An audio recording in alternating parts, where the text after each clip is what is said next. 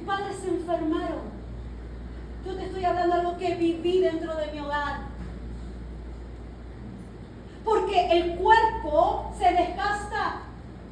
Y Dios no te quiere ver enferma, mi amada. Dios te quiere usar hasta el último día de tu vida, pero sana. Sana mentalmente, sana físicamente. Dios lo dejó dormir, lo dejó descansar y hasta le dio comida. Imagínense ese pan del cielo. Esa agua me imagino que estaba refrescándolo porque venía del Señor. Lo deja comer y lo deja dormir. No sé cuánto tiempo, porque la Biblia no dice cuánto tiempo lo dejó dormir, pero lo dejó dormir lo necesario. No era un vago, Elías. No necesitaba, venía de una guerra. Venía de perder también a sus compañeros profetas. Emocionalmente también estaba afectado. Dos veces el Señor vino a darle de comer. ¡Qué maravilloso! Dios hoy te dice, necesitas parar. Necesitas ver qué está pasando contigo. Hoy, esta mañana, el Señor te dice, para y examina cómo estás viviendo. Porque yo te amo, hija. Porque sí, planes de bien tengo para ti, no de mal, para darte un futuro y una esperanza. Pero ¿cómo vas a llegar a ese lugar? Yo te quiero sana, integralmente. Y te voy a enseñar 3 etapas que tiene el estrés. Porque es importante que tú veas, y es algo que yo continuamente en mi oficina miro, más que todo a jovencitos, que pasan ese ataque de ansiedad, ataque de pánico, pero también lo veo en las mujeres, en los hombres. Incluso ayer en la mañana, que miro un matrimonio, la esposa me manda un mensaje, por favor, Ruth, ora por mi esposo porque comenzó con un ataque de ansiedad por una situación que están viviendo en su empresa. Esto es real. Y aunque tú seas lo que seas, tú eres un ser humano. Amén. La primera etapa del estrés. La primera es la etapa de la alarma. En esta primera etapa nuestro organismo detecta estímulos que provoca estrés, comenzando los primeros cambios, escucha bien, fisiológicos, emocionales y cognitivos, que nos prepara para dar una respuesta de lucha y de huida. El estrés, todo lo vivimos. Cuando estamos apurados porque ya me tengo que ir a trabajar, todos vivimos un porcentaje de estrés. ¿Ok? Pero hoy vas a aprender cuando tu estrés ya se va al límite. En esta fase se produce liberación de adrenalina.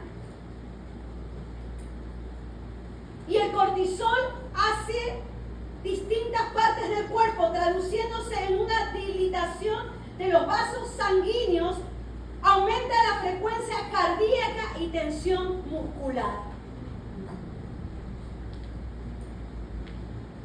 ¿A cuántos les ha dolido aquí? Amén. Y las que han ido quizás a hacerse masajes, quizás la persona que está haciendo masaje le dice, tienes muy tenso en esta área, ¿verdad? Ok, ahora estás aprendiendo qué está sucediendo en tu cuerpo.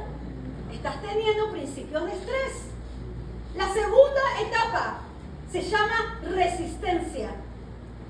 En esta etapa nuestro organismo intenta volver al equilibrio debido al inmenso desgaste de energía producido en la primera etapa, por lo que nuestro cuerpo sigue estando en alerta y sigue debilitándose debido al anclaje que existe con el estímulo estresor, la persona que vivencia esta fase tiene menor tolerancia, tiene frustraciones, le cuesta conciliar el sueño, tiene sensación de fatiga y desgaste en todo lo que hace. Examínate. ¿Te cuesta dormir? ¿Te cuesta conciliar el sueño? Una cosa es descansar y otra cosa es dormir.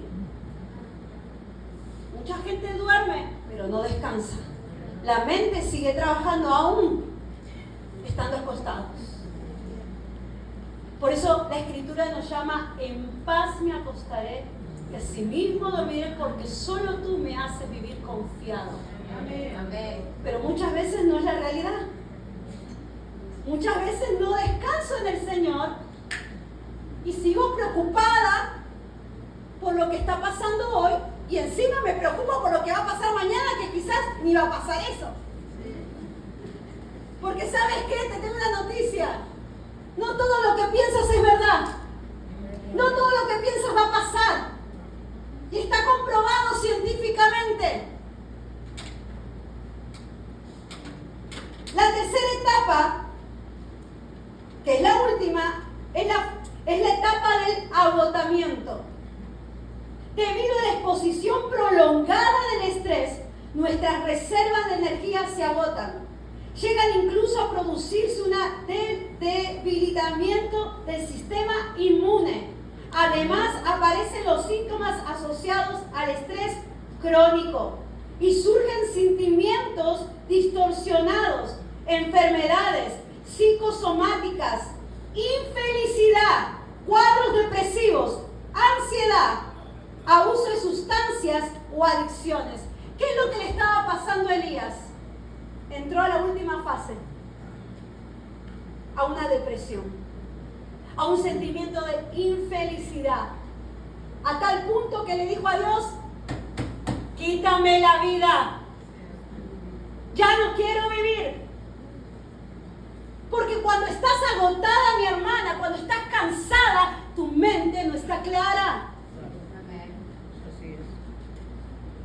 Todo lo que miras, todo lo que escuchas, lo ves distorsionado.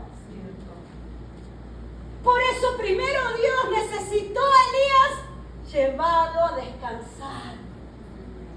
Porque cuando tú descansas, cuando comes bien, tú puedes estar tranquila para examinar todo, meditarlo, pensarlo, para tomar decisiones. Cuando hay estrés, hay intolerancia. Todo te fastidia, todo te molesta.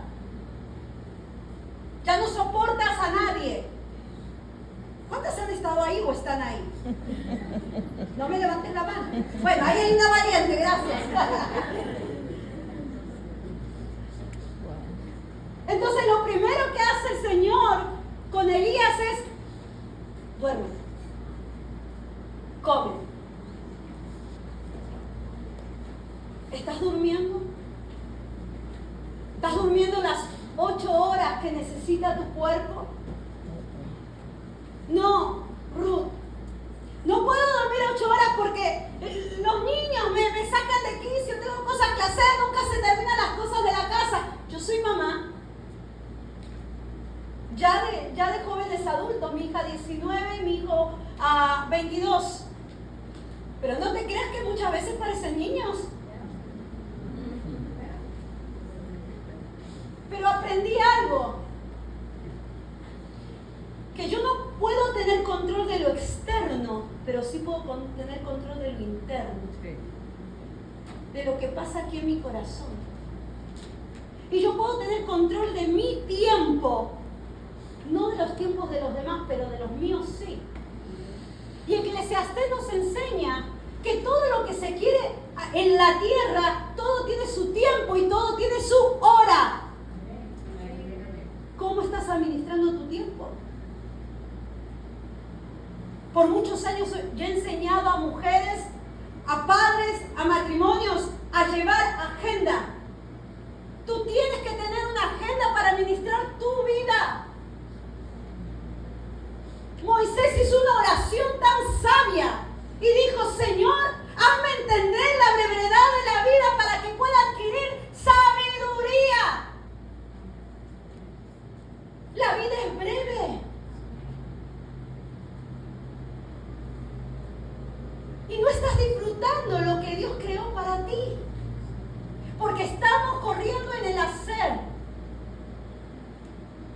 Y te has perdido momentos con tus hijos.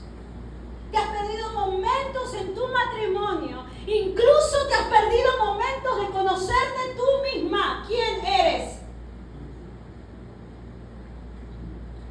Porque en el camino las cosas que hemos vivido han distorsionado nuestra esencia. Y a veces no sabemos quiénes somos ni qué queremos. Y vivimos con esa insatisfacción adentro. Y no sabemos por qué. Y le decimos al Señor, Señor, ¿por qué? Si soy tu hija. Bueno, hoy el Señor te está diciendo, para. Examínate cómo estás viviendo. Porque yo morí en la cruz para darte vida y vida en abundancia. Y la abundancia no significa solamente que nos quiere bendecir materialmente, sino la abundancia que está dentro de mi corazón. Que no importa la situación que esté viviendo a mi alrededor, mi vida, mi casa, pero aquí adentro hay un gozo permanente, una confianza en la promesa de Dios para mi vida. Estoy viviendo en novedad de vida.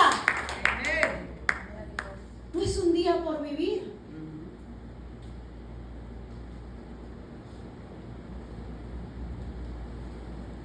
Lo segundo que hace el Señor, después de darle de comer, dejarlo dormir y eso lo fortaleció físicamente,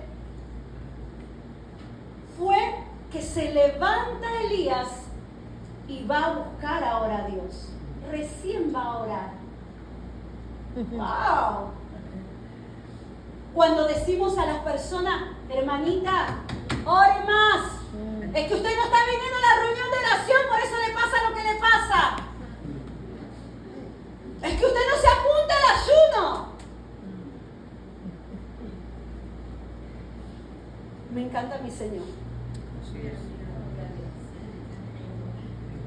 Dice Primera de Reyes 19, 8, 10. Entonces se levantó, comió y bebió, y la comida le dio fuerza suficiente para viajar durante 40 días y 40 noches hasta llegar al monte Sinaí, la montaña de Dios. Allí llegó a una cueva donde pasó la noche.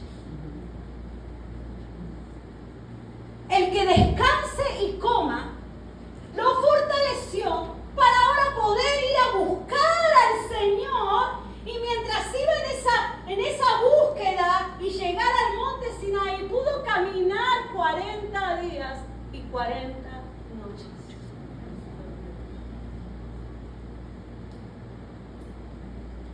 Necesitó buscar al Señor después, porque ya se sentía fortalecido.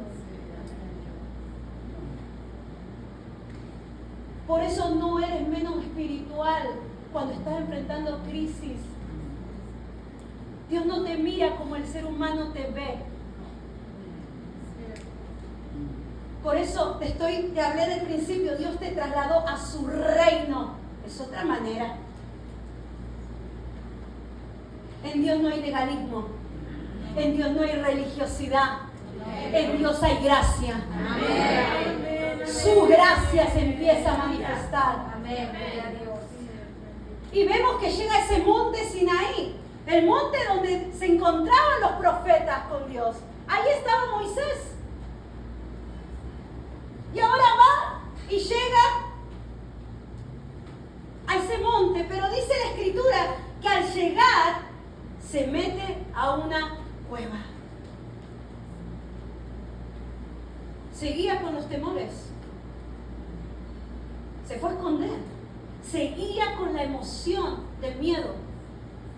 Yo te pregunto, ¿cuál es tu cueva? ¿De qué tienes miedo? ¿Cuál es tu temor? ¿Cuál es tu cueva que te estás escondiendo? ¿Situaciones con los hijos?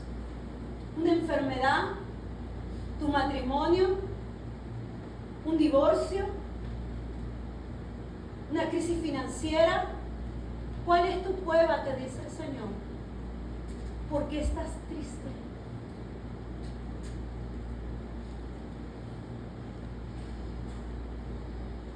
Porque tú puedes venir a las reuniones y saltar y cantar,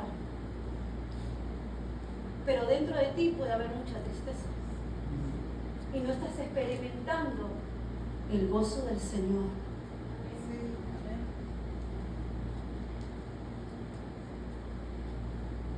Vamos a seguir leyendo. Versículo 9 dice: allí llegó a una cueva donde pasó la noche. Entonces el Señor le dijo a Elías: ¿qué haces aquí, Elías? He servido con gran celo al Señor Dios Todopoderoso, respondió Elías. Pero el pueblo de Israel ha roto su pacto contigo, derribó tus altares y mató a cada uno de tus profetas. Yo soy el único que ha quedado con vida y ahora me buscan para matarme a mí también. Elías llegó al monte a quejarse con Dios. Elías llegó al monte porque necesitaba expresarle a Dios que él fue el único que quedó. Fue a transmitirle a Dios sus pensamientos. Y Dios ya lo sabía. Pero Dios lo estaba dejando que él se desahogue. Que él saque todas las emociones que tenía, todos esos pensamientos. Dios necesita que tú vengas a Él, a su presencia, para que te desahogues. Necesitas sacar todo lo que te está pasando. Ser transparente con Dios, porque Dios ya lo sabe. Dios sabe si tú estás enojada con tus hijos. Dios sabe si tú estás herida por tus hijos, por lo que ellos te han hecho, porque te han decepcionado. Dios sabe si estás lastimada contra tu cónyuge, porque el Señor sabe lo que ha pasado entre ustedes dos. Pero lo guardamos, lo retenemos, porque nos han enseñado cómo vas a quejarte con Dios. No puedes decir eso a Dios. Pero hoy yo te digo, Dios es tu Padre. Y Él quiere escucharte. Él quiere que te derrames realmente de todo corazón. Te abras, te desgarras delante de Él. Y le digas: así me siento. Ya no tengo fe, no tengo esperanza, me siento incrédula. Eso no le asusta al Señor. ¿Sabes qué? Él nos dio las emociones y es el único que puede lidiar con nuestras emociones.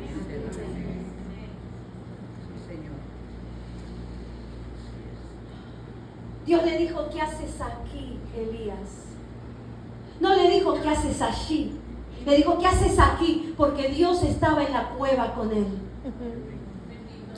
Dios está en tu cueva y Dios está en tu crisis. Pero hoy te dice: ¿qué haces aquí?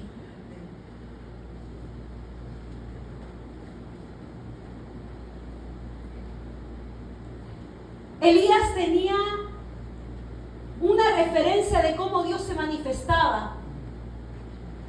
Por el fuego, cuando oró. Elías miró cómo se manifestó trayendo el agua, cesando el agua. Y tantos milagros que Elías estaba rodeado, acostumbrado a ver a Dios. Pero vamos a leer cómo se manifestó el Señor ahora. Primera de Reyes, capítulo 19, versículo 11 al 13. El Señor le dijo: sal y ponte de pie delante de mí. En la montaña, mientras Elías estaba de pie allí, el Señor pasó y un viento fuerte e impetuoso azotó la montaña. La ráfaga fue tan tremenda lluvia que las rocas se aflojaron, pero el Señor no estaba en el viento. Después del viento hubo un terremoto, pero el Señor no estaba en el terremoto. Pasado el terremoto hubo un incendio, pero el Señor no estaba en el incendio. Y después del incendio hubo un suave susurro. Cuando Elías lo oyó, se cubrió la cara con su manto, salió y se paró a la entrada de la cueva. Elías estaba acostumbrado a ver cómo Dios se manifestaba. Pero Elías venía de estar agotado y de escuchar tanto ruido que Dios vino a darle lo que necesitaba, que era paz. Un susurro apacible. Porque muchas veces Dios no se va a manifestar o responderte como tú estás acostumbrada. Porque Dios te va a dar lo que realmente necesitas recibir. Y en ese momento Elías necesitaba paz. Ya era mucho ruido a su alrededor. Hoy Dios se va a manifestar a tu vida como nunca lo viste. Pero es la forma que hoy tú lo necesitas recibir.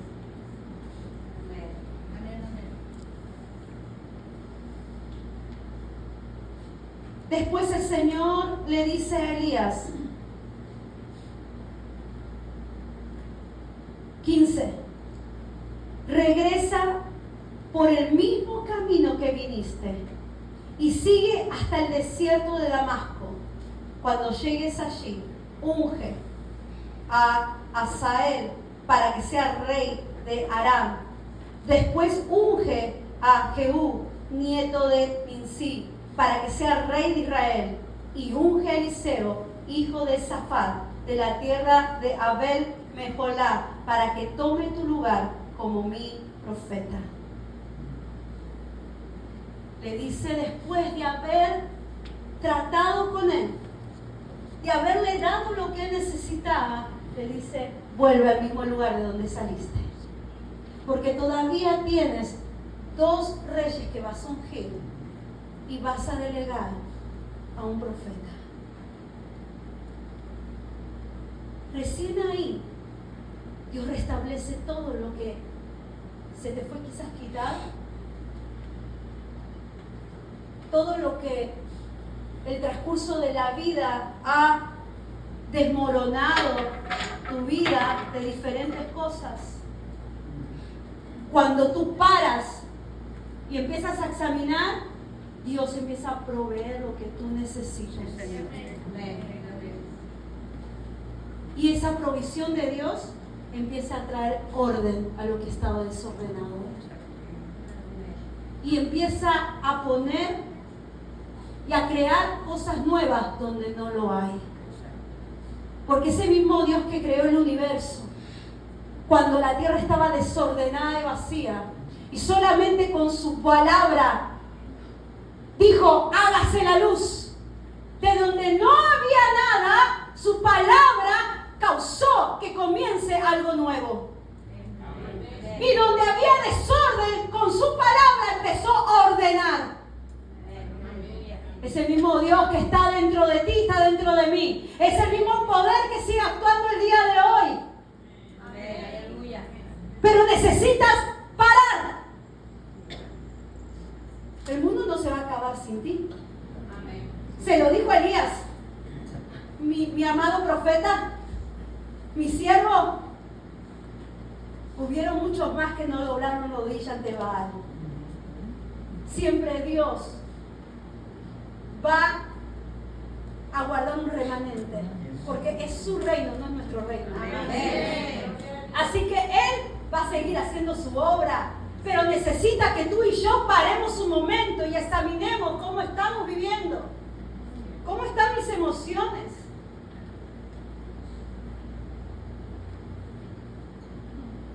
¿Cómo estoy yo? Realmente lo que estás viviendo en la iglesia, lo que recibes cada domingo, cuando llegas a tu casa, ¿se está haciendo evidente esos frutos?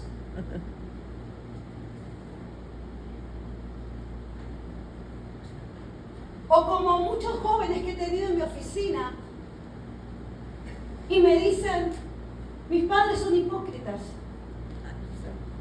por eso no quiero ir a la iglesia.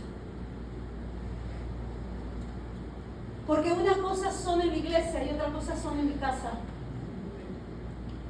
Tuve jóvenes en mi oficina, de ministros, que con lágrimas en sus ojos me decían, por favor, les puedo decir a mis padres que mejor se divorcien, porque si ellos se divorcian vamos a tener más paz en la casa. ¿Cómo puede llegar, hijos, a querer desear que ya no estén los padres? ¿Qué caos están viviendo?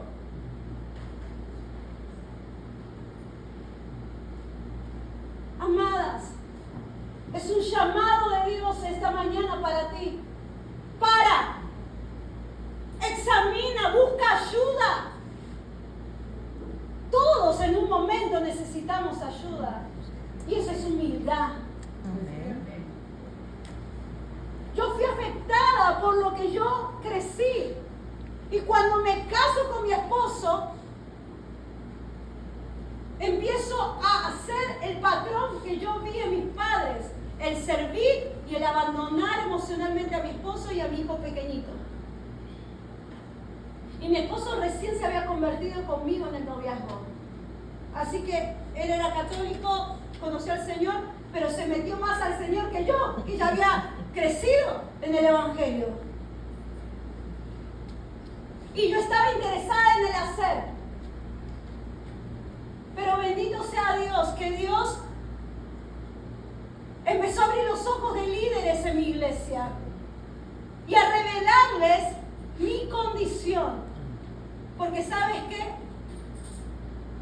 Cuando hay líderes conectados con el Señor, van a recibir dirección para ayudarte a ser esa mujer que Dios diseñó que tú seas. No para traer murmuración y chisme, sino para colaborar juntamente con Dios para tu edificación de tu vida. Y esas mujeres venían a mí y me decían, me abrazaban y me decían, hermana Ruth, cuida a su esposo.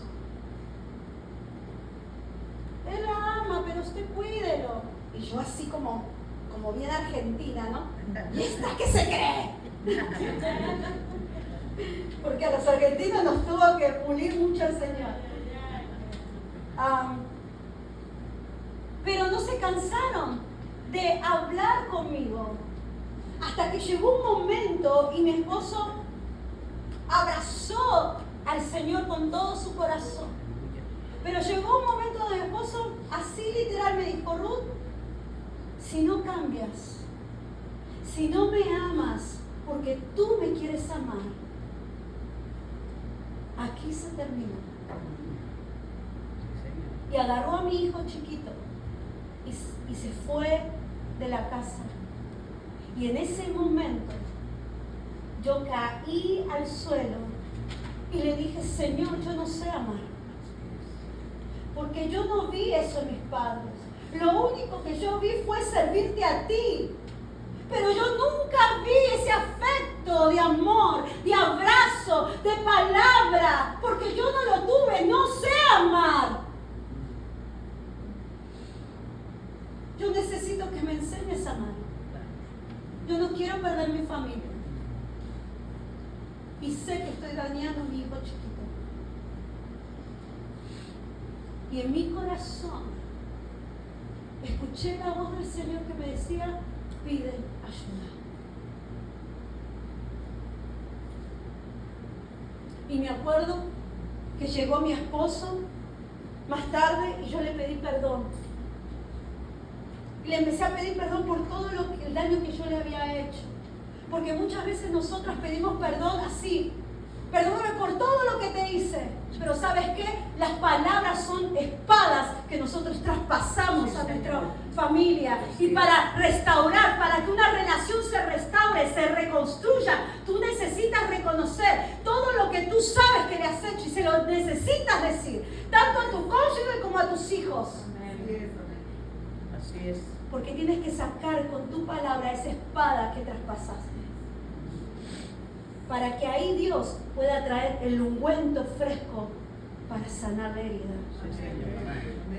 Entonces, yo le dije a mi esposo, empecé a pedir perdón, le dije, yo voy a buscar ayuda. Me acuerdo que terminó el servicio un domingo y subí a la escalera, porque mi iglesia arriba tenía las oficinas, y toqué la puerta y me dicen pasen, y estaba mi pastora. Y cuando me ve entrar, me dice, estábamos orando para que llegue este día, porque tú tienes un gran llamado, Ruth. Sí, Señor. Pero Dios te quiere preparar para ese llamado. 6 meses estuve con mi pastora en consejería y lo agradezco con toda mi alma, porque esos 6 meses aprendí cuál es mi rol, cuál es la posición que Dios me ha puesto dentro de mi hogar. Sané muchas heridas de mi corazón, perdoné a muchas personas, porque necesitamos, como dice la palabra, confesar los unos a los otros.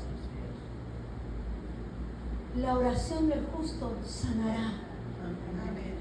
No es solamente sanar el cuerpo, sanar el alma. Y cuando empecé a entender mi prioridad en mi hogar, ahí comenzó el Señor a activar mi ministerio. Por eso nace Transformando la Familia, porque yo lo experimenté. Por eso cada persona que viene a mi oficina, y aún en la pandemia he tenido muchísimos pastores, y yo les digo a ellos, que ustedes vengan aquí no los define quiénes son y el llamado que Dios les ha dado, Así es. sino que Dios los quiere seguir limpiando para llevarlos a otro nivel. Así es.